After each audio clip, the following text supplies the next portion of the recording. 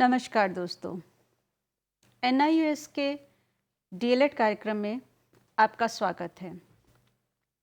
मैं डॉक्टर प्रतिभा शर्मा आज आपसे विषय पत्र 503 के शीर्षक भाषा शिक्षण में पाठ योजनाओं की विविधता विषय पर चर्चा करने जा रही हूँ। भाषा शिक्षण में पाठ योजनाओं की विविधता को देखने के लिए हमें सर्वप्रथम यह देखना होगा कि भाषा शिक्षण में पाठों को कितने रूपों में वर्गीकृत किया जा सकता है। विषय वस्तु के आधार पर, उद्देश्यों के आधार पर, संरचना के आधार पर भाषा में विषय वस्तु की विविधता होती है, पाठ की विविधता होती है। सर्वप्रथम पाठ की प्रकृति के आधार पर यदि हम पाठों की विविधता देखें, विषय वस्तु की विविधता को देखें, तो अनेक प्रकार के पाठ विषय वस्तु भाषा के अंतर्गत होती है। जैसे कथात्मक पाठ, जिसके अंतर्गत कहानी, उपन्यास को सम्मिलित किया जा सकता है। इसी प्रकार से विवरणात्मक पाठ, जिसमें लेखक के द्वारा किन्हीं चीज़ों का विवरण दिया जाता है, जैसे संस्मरण, रेखाचित्र, यात्रा वृत्तांत इत्यादि। कुछ पाठ व्याख्यात्मक प्रकृति के होते हैं, जिनमें विषय वस्तु की व्याख्या प्रस्तुत की जाती है, जैसे व्याकरण, समाचार इत्यादि। कुछ पाठों को तार्किक पाठों के अंतर्गत रखा जाता है, जैसे आलेख, डायरी इत्यादि। इनको तार्किक पाठ कहने का तात्पर्य यह है कि इन पाठों में लेखक तर्क के आधार पर अपने विचारों को प्रस्तुत करता है। वो जस्टिफाई करने की कोशिश करता है कि जो कुछ भी लिखा गया वो सत्य है। इसी प्रकार से कुछ पाठ विचारात्मक प्रकृति के होते हैं, जैसे निबंध, जो गहन पाठ के अंतर्गत भी आते हैं। व्यावहारिक पाठ भी एक प्रकार का पाठ है जो भाषा के अंतर्गत शामिल है, जिसके अंतर्गत हम व्यावहारिक जीवन से संबंधित चीज़ों को लिखना, अभिव्यक्त करना सीखते हैं, जिनमें पत्र लेखन, निमंत्रण, ईमेल इत्यादि शामिल हैं। तो प्रकृति के आधार पर बहुत प्रकार के पाठ होते हैं। इस आधार पे हम कह सकते हैं कि भाषा शिक्षण में पाठ योजनाओं की भी विविधता हो सकती है, क्योंकि वो कहानी पढ़ा रहा है तो कहानी के अनुरूप पाठ योजना बनाएगा। अगर वो संस्मरण और रेखा चित्र पढ़ाएगा तो उसके अनुरूप उसे पाठ योजना बनानी होगी। व्याकरण, समाचार इत्यादि व्याख्यात्मक पाठ पढ़ाएगा तो उसे उसके अनुरूप पाठ योजना बनानी होगी। इस समस्त प्रकार के पाठ योजनाओं के लिए अलग प्रकार के उद्देश्य होंगे, अलग प्रकार की विधियां होंगी, अलग प्रकार की प्रविधियां होंगी। तो कहने का तात्पर्य है कि भाषा शिक्षण में क्योंकि पाठों की विविधता होती है, प्रकृति के आधार पर विविध प्रकार की विषय वस्तु होती है, तो इसलिए पाठ योजना का स्वरूप भी विविधता लिए होता है। दोस्तों, संरचना के आधार पर भी भाषा शिक्षण में अनेक प्रकार के पाठ हो सकते हैं, जिसमें मुख्यतः दो हैं, दैनिक पाठ योजना और इकाई पाठ योजना। दैनिक पाठ योजना को हम अल्पकालीन पाठ योजना भी कह सकते हैं और इकाई पाठ योजना को हम दीर्घकालीन पाठ योजना भी कह सकते हैं। दैनिक पाठ योजना या अल्पकालीन पाठ योजना एक दिवस की योजना से संबंधित है, एक दिवस के पाठ से संबंधित है, जबकि इकाई पाठ योजना और दीर्घकालीन पाठ योजना एक से अधिक दिनों के लिए की जाने वाली योजना है, जिसमें पूरे एक अभ्यास को या एक पूरे अध्याय को अनेक इकाइयों में बांटकर पढ़ाया जाता है और इसमें एक दिन से ज़्यादा दिनों का समय लगता है। अल्पकालीन पाठ योजना के अंतर्गत हम पत्र लेखन, भाषण लेखन, निमंत्रण, विज्ञापन, पोस्टर, ईमेल इत्यादि को शामिल कर सकते हैं। जबकि दीर्घकालीन पाठ योजना के अंतर्गत संवाद, साक्षात्कार, समीक्षा, अखबार के लेख, संपादकीय के साथ साथ निबंध और कहानी इत्यादि जैसे पाठों को भी सम्मिलित कर सकते हैं। तो इस प्रकार दोस्तों, संरचना के आधार पर भी पाठों में विविधता पाई जाती है। तो इसलिए पाठ योजना का स्वरूप भी विविधता लिए होता है।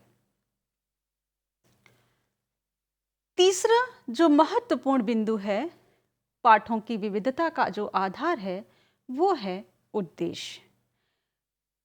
अनेक अन्य विषयों की तरह भाषा शिक्षण भी एक से ज़्यादा उद्देश्यों पर आधारित है। भाषा शिक्षण के 3 प्रमुख पक्ष होते हैं: भाषा का शिक्षण, साहित्य का शिक्षण और रचना कार्य का शिक्षण। तो इस दृष्टि से भाषा का शिक्षण में भी 2 प्रमुख पक्ष हो जाते हैं। एक भाषा का शिक्षण यानी उसका ज्ञानात्मक पक्ष और एक उसका कौशल पक्ष यानी व्याकरण। तो भाषा विज्ञान और व्याकरण भाषा शिक्षण के 2 अलग पक्ष हो जाते हैं। साहित्य में भी पाठों में अनेक विविधता पाई जाती है, अनेक प्रकार की विधाएं होती हैं। तो इस दृष्टि से भी अलग अलग तरीके के पाठ होते हैं। उद्देश्यों के आधार पर भी पाठों में विविधता पाते हैं। ज्ञानात्मक उद्देश्यों की प्रमुखता पर आधारित पाठ हैं, या भाषाई कौशलों की प्रमुखता पर आधारित पाठ है, या वो भावात्मक या रागात्मक उद्देश्यों की प्रमुखता पर आधारित पाठ हैं। तो उद्देश्यों के आधार पर भी पाठों की विविधता पाई जाती है। तो उसी के अनुरूप पाठ योजना में भी विविधता आ जाती है। जिन उद्देश्यों की प्रमुखता होती है उसी के अनुरूप शिक्षक को अपनी पाठ योजना का नियोजन करना होता है।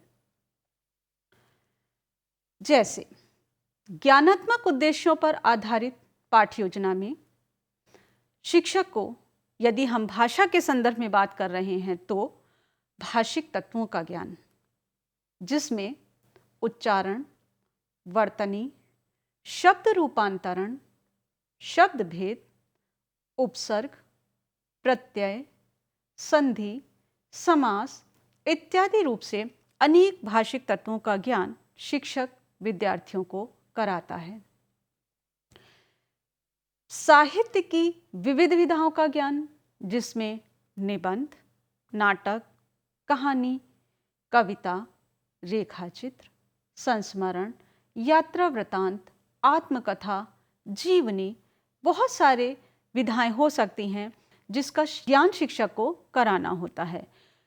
इसी प्रकार से तीसरा जो पक्ष है भाषा शिक्षण का, रचना कार्य के विविध रूपों का ज्ञान।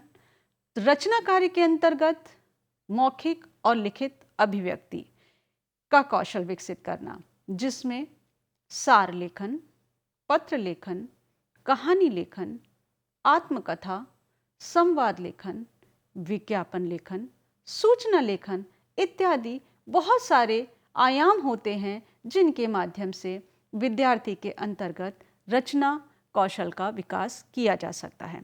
तो विद्यार्थी यह देखना होता है शिक्षक को कि वो इनमें से, इन ज्ञानात्मक उद्देश्यों में से किन उद्देश्यों को प्रमुखता देगा।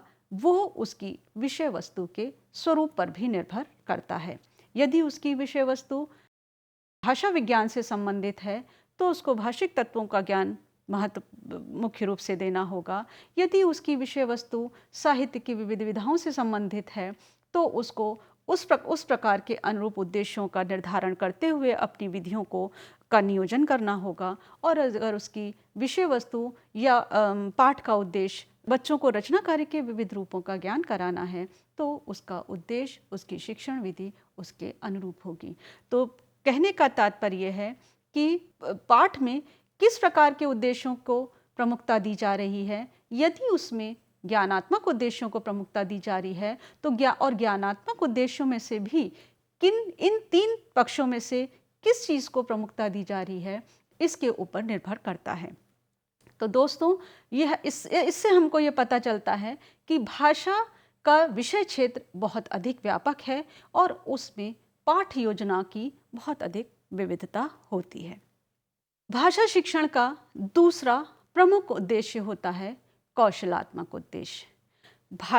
भाषाई कौशल के अंतर्गत 4 प्रमुख कौशलों का विकास किया जाता है, जिसमें पहला है विद्यार्थी का सुनकर अर्थ ग्रहण करने की योग्यता, अर्थात विद्यार्थी में श्रवण कौशल का विकास करना। विद्यार्थी शिक्षक के द्वारा कही गई या किसी अन्य के द्वारा कही गई किसी बात को सुनकर उसका सही सही अर्थ ग्रहण कर सकें, इस प्रकार की योग्यता का विकास करना। इसके लिए पृथक विधियां हैं, इसके लिए पृथक प्रविधियां हैं।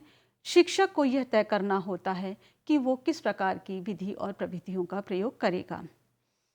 दूसरा कौशल जो भाषा के संदर्भ में महत्वपूर्ण होता है वो है पढ़कर अर्थ ग्रहण करने की योग्यता, अर्थात पठन कौशल। विद्यार्थी मौन पाठ या द्रुत पाठ को पढ़कर उसका अर्थ सही अर्थ ग्रहण कर सके, इसका प्रशिक्षण विद्यार्थियों को देना होता है, ज्ञान देना होता है, उनमें कौशल विकसित करना होता है। इसके लिए भी शिक्षक अलग अलग विधियों का प्रविधियों का प्रयोग करता है। तीसरा कौशल है वाचन कौशल, अर्थात बोलकर अभिव्यक्त करने की योग्यता। विद्यार्थी अपनी बात को अपने तरीके से बोलकर सही विधि से अभिव्यक्त कर सके, इस योग्यता का विकास करना भी शिक्षक का दायित्व होता है। तो भाषा शिक्षक का दायित्व इस दृष्टि से महत्वपूर्ण है कि वो बच्चों में अपनी बात को कहने का कौशल विकसित कर सके। इसके लिए अनेक प्रकार की विधियां और प्रविधियों का इस्तेमाल शिक्षक करता है और इसके साथ साथ एक महत्वपूर्ण कौशल जो है वो है लेखन कौशल। 4 लेखन कौशल अर्थात लिखकर अपनी बात को, विचारों को अभिव्यक्त करने की योग्यता। लेखन कौशल के अनेक आयाम होते हैं, उसके अनुरूप शिक्षक को अपनी विधियों को इस्तेमाल करना होता है, प्रविधियों को इस्तेमाल करना होता है। तो इस तरीके से हम भाषा शिक्षण में पाठ योजना के कई स्वरूप हो सकते हैं। कौशलात्मक उद्देश्यों की दृष्टि से वो श्रवण कौशल पर आधारित पाठ योजना है, पठन कौशल पर आधारित पाठ योजना है, वाचन कौशल पर आधारित पाठ योजना है या लेखन कौशल पर आधारित पाठ योजना है। तो इस प्रकार से दोस्तों हम देखते हैं कि भाषा शिक्षण में पाठ योजनाओं की विविधता होती है।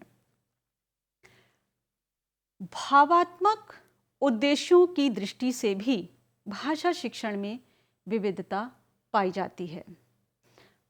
भाषा में छात्र की रुचि का विकास करना, जिस भाषा में पढ़ाया जा रहा है उस भाषा में रुचि का विकास करना, बालक में अपनी मातृभाषा के प्रति रुचि का विकास करना, बालक में अपनी राष्ट्रभाषा के प्रति रुचि का विकास करना, बालक में अन्य आधुनिक भाषाओं के प्रति रुचि का विकास करना।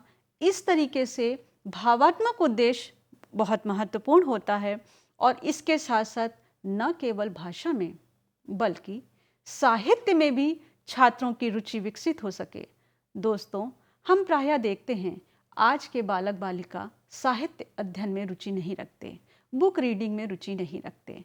वो निरंतर इंटरनेट या अन्य माध्यमों से सारे ज्ञान को खोज लेना चाहते हैं और यही कारण है कि बच्चों में बुक रीडिंग की, पुस्तक अध्ययन की रुचि कम होती जा रही है और इसका परिणाम है बच्चे साहित्य में रुचि नहीं ले रहे हैं। तो उनकी इस अरुचि को किस प्रकार से शिक्षक रुचि में परिवर्तित करे कि बच्चे साहित्य के अध्ययन में पर्याप्त रुचि लें, अपने देश के साहित्य में, अपनी भाषा के साहित्य में रुचि लें और न केवल अपनी भाषा बल्कि विदेशी साहित्य में जो अच्छा साहित्य है, जो सृजनात्मक साहित्य है, रचनात्मक साहित्य है, उसके अध्ययन में भी रुचि ले सकें। इसका भी विकास उसको करना होता है। इसके साथ साथ भाषा के माध्यम से, भाषा शिक्षण के माध्यम से अध्यापक को अनेक प्रकार की सद्वृत्तियों का भी विकास करना होता है, जो भाषा शिक्षण का भावात्मक उद्देश्य है। ये सद्वृत्तियाँ अपने साहित्य के प्रति प्रेम, अपने देश के प्रति प्रेम, उनमें सहृदयता, संवेदनशीलता, श्रद्धा, स्नेह, अनेक प्रकार के मानवीय मूल्यों का विकास, अनेक प्रकार के सामाजिक मूल्यों का विकास, नैतिक मूल्यों का विकास, नागरिक मूल्यों का विकास, मानवीय मूल्यों का विकास, इन समस्त सद्वृत्तियों का विकास करना भाषा शिक्षण के भावात्मक उद्देश्य पर आधारित है। तो अध्यापक को अपनी पाठ्य योजना का निर्धारण करने से पहले या पाठ्य योजना का निर्धारण करते समय इन चीज़ों का ध्यान रखना होगा कि वो किस प्रकार से बालक में सद्वृत्तियों का विकास कर सकता है।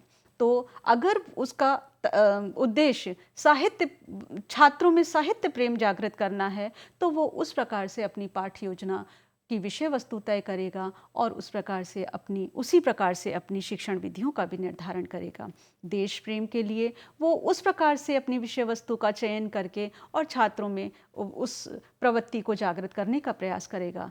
तो दोस्तों, भावात्मक उद्देश्यों पर आधारित यदि पाठ्य योजना है तो उसमें भी शिक्षक को बहुत सारी चीज़ों का ध्यान रखना होता है और उसी के अनुरूप अपनी पाठ्य योजना को दिशा निर्देश देना होता है।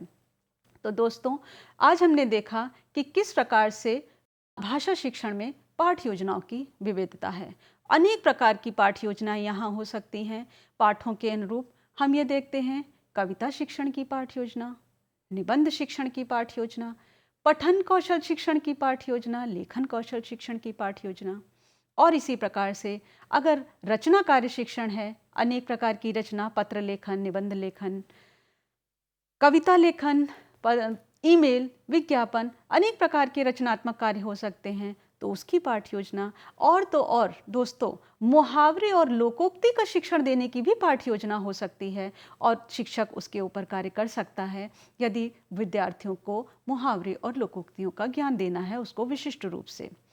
इसी प्रकार वर्तनी शिक्षण के लिए वो पृथक प्रकार की पाठ्य योजना, कहानी शिक्षण के लिए पृथक प्रकार की, और नाटक और उच्चारण शिक्षण के लिए पृथक प्रकार की पाठ्य योजना का इस्तेमाल कर सकता है। तो दोस्तों, इस प्रकार से हम देखते हैं कि विषय वस्तु की दृष्टि से, उद्देश्यों की दृष्टि से, पाठ की प्रकृति की दृष्टि से, पाठ की संरचना की दृष्टि से भाषा शिक्षण में पाठ्य योजनाओं की विविधता होती है।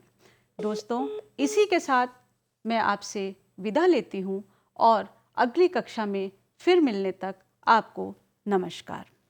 हिंदुस्तान के हर कोने में नौजवानों के पास प्रतिभा है, उन्हें अवसर चाहिए। NIOS देता रहा है युवाओं को अवसर आगे बढ़ने का। NIOS से पढ़ने वाले इन युवाओं ने किया है संस्थान को गौरवान्वित। दिव्यांगों ने बन के दिखाया है सबल और आत्मनिर्भर। NIOS के साथ आप भी जुड़िए NIOS के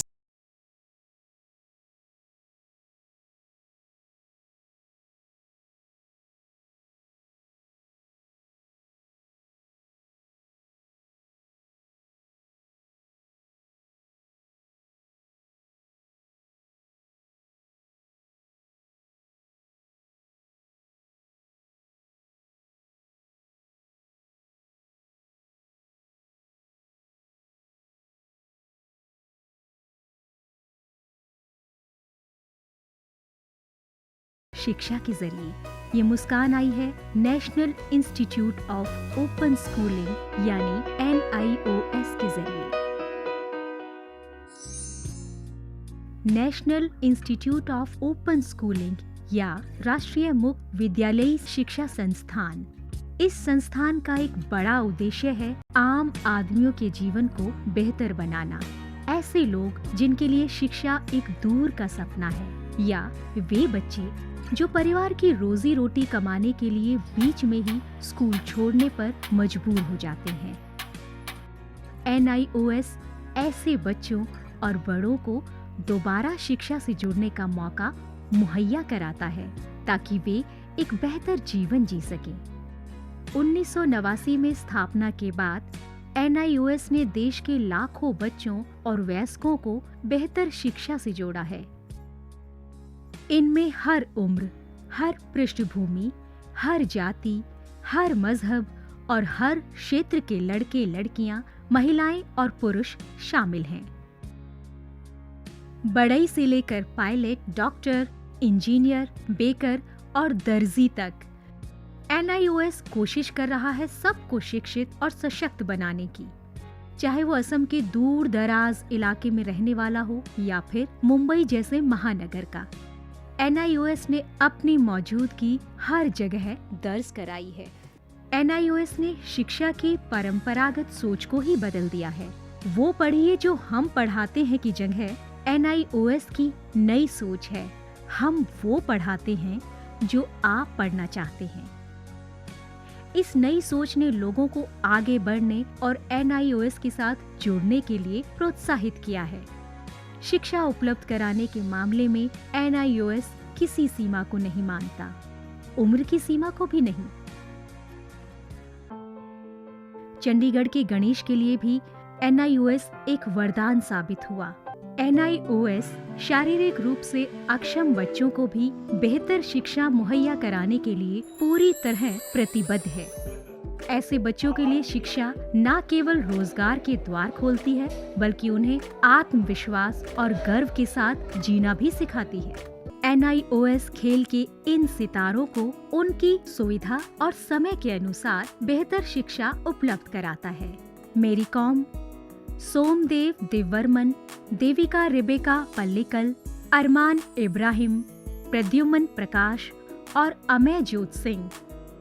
NIOS सीमा पर खड़े उन प्रहरियों को भी शिक्षा से लाभान्वित करता है जो देश की सुरक्षा के लिए अपनी जान की बाजी लगाने से भी नहीं चूकते। सच तो ये है कि NIOS की पहुंच हर ओर रहती है, चाहे वो दूर दराज के आदिवासी हो या जेल की कोठरी में बंद कैदी या फिर ग्रामीण और शहरी क्षेत्रों के गरीब निवासी। देश में कहीं भी कोई भी व्यक्ति, स्त्री, पुरुष, लड़का, लड़की, अमीर, गरीब शिक्षा से वंचित न रहे। राष्ट्रीय मुक्त विद्यालयी शिक्षा संस्थान का यही मिशन है। राष्ट्रीय मुक्त विद्यालय शिक्षा संस्थान पूरे देश में शिक्षा के साथ साथ कौशल विकास के क्षेत्र में बहुत सारे कोर्सेज दे रहा है। लगभग 100 से ज़्यादा कोर्सेज हैं। हम दूर दराज के गांव में अपने संस्थान बनाते हैं और वहाँ के बच्चों को, वहाँ के बच्चियों को, वहाँ के वयस्कों को हुनर के क्षेत्र में शिक्षा पहुँचाते हैं। आपको जानकर खुशी होगी कि अब हम आर्ट्स, साइंस, कॉमर्स जिन क्षेत्रों में 12वीं का सर्टिफिकेट दिया जाता रहा है, अब हम हुनर के क्षेत्र में, वोकेशनल एरिया में भी 10वीं और 12वीं का सर्टिफिकेशन करेंगे। तो वो बच्चे जो कृषि से जुड़े हुए हैं, कारपेंट्री से जुड़े हुए हैं या दूसरे क्षेत्रों से जुड़े हुए हैं, वो अपने ही क्षेत्र में काम करेंगे, सीखेंगे, हुनर पैदा करेंगे अपने में और सर्टिफाइड भी होंगे कि वो सर्टिफाइड कृषक हैं, खेतिहर हैं। तो आज तक जो हमारे देश में ये सोच रही है कि आप 12वीं पास तभी कहे जाएंगे जब भूगोल, अर्थशास्त्र, भौतिकी ये पढ़ेंगे, अब ये समय बदल गया है। ITI में जितने बच्चे पढ़ते हैं, लगभग 18 लाख बच्चे हर साल दाखिला लेते हैं। अब हम उनको सर्टिफिकेशन करेंगे। NIOS अपने छात्रों को माध्यमिक स्तर पर 26 और उच्च माध्यमिक स्तर पर 19 विषयों का विकल्प देता है। पढ़ाई किस माध्यम से करनी है, इसमें भी आपको लचीलापन मिलेगा। माध्यमिक स्तर पर ही 7 भाषाओं के अलग अलग माध्यमों का विकल्प मौजूद है। शैक्षणिक कार्यक्रमों के अलावा 86 वोकेशनल शिक्षा कार्यक्रम भी उपलब्ध हैं, जो छात्रों को कामकाजी दुनिया के लिए तैयार करते हैं। वोकेशनल प्रशिक्षण को अधिक सुदृढ़ बनाने के लिए NIOS ने ITDC, Cisco, Indian medical association जैसे कई सरकारी और गैर सरकारी संस्थानों के साथ भागीदारी स्थापित की है। आज लाखों छात्रों के लिए अपनी पसंद का स्कूल है राष्ट्रीय मुक्त विद्यालयी शिक्षा संस्थान यानी national institute of open schooling. NIOS ने एक लंबा सफर तय किया है, लेकिन मंजिल अभी दूर है। निरंतर विकास और नवीनीकरण के लिए NIOS सदैव प्रतिबद्ध है। शिक्षा का उद्देश्य महज रोजगार जुटाना ही नहीं है, बल्कि स्वयं को सशक्त बनाना भी है। NIOS लाखों छात्रों के लिए यही आत्मसम्मान दिलाने में जुटा है। लाखों लोगों के लिए एक आशा और उम्मीद है। National institute of open schooling.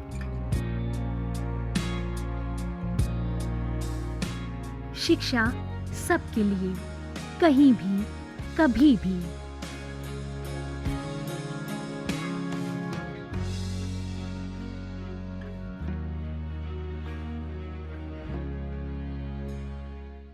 Hindustan के हर कोने में नौजवानों के पास प्रतिभा है, उन्हें अवसर चाहिए। NIOS देता रहा है युवाओं को अवसर आगे बढ़ने का। NIOS से पढ़ने वाले इन युवाओं ने किया है संस्थान को गौरवान्वित। दिव्यांगों ने बन के दिखाया है सबल और आत्मनिर्भर। NIOS के साथ आप भी जुड़िए NIOS के संग।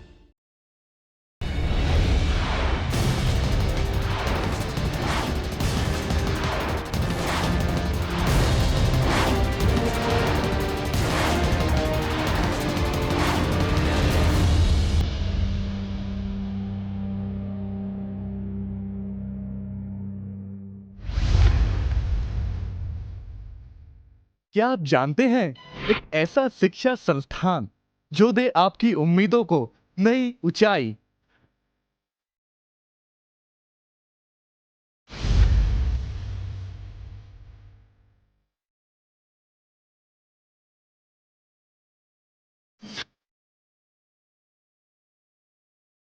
क्या आप जानते हैं, एक ऐसा शिक्षा संस्थान जो दे आपको घर बैठे जब चाहे तब एडमिशन की सुविधा।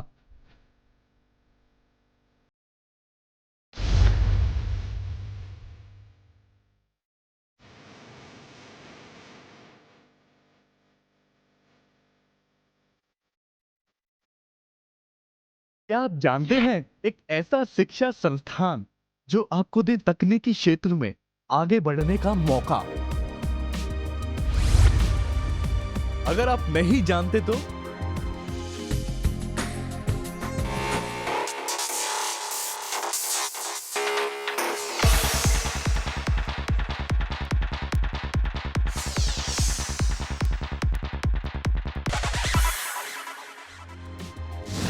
NIOS, NIOS, NIOS।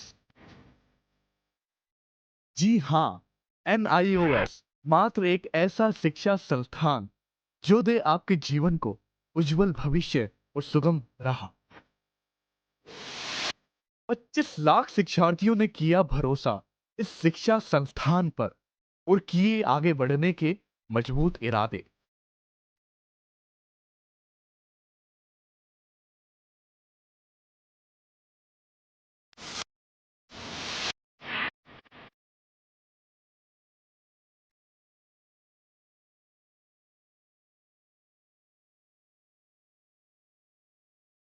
जो देगा आपको घर बैठे शिक्षण सामग्री के साथ रेडियो व टेलीविजन कार्यक्रमों का सहयोग।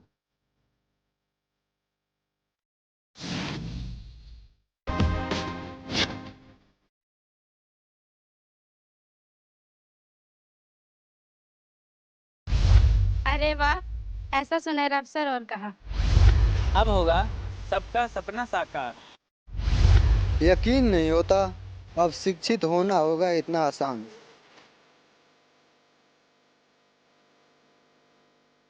हिंदुस्तान के हर कोने में नौजवानों के पास प्रतिभा है, उन्हें अवसर चाहिए। NIOS देता रहा है युवाओं को अवसर आगे बढ़ने का। NIOS से पढ़ने वाले इन युवाओं ने किया है संस्थान को गौरवान्वित। दिव्यांगों ने बन के दिखाया है सबल और आत्मनिर्भर। NIOS के साथ आप भी जुड़िए NIOS के संग।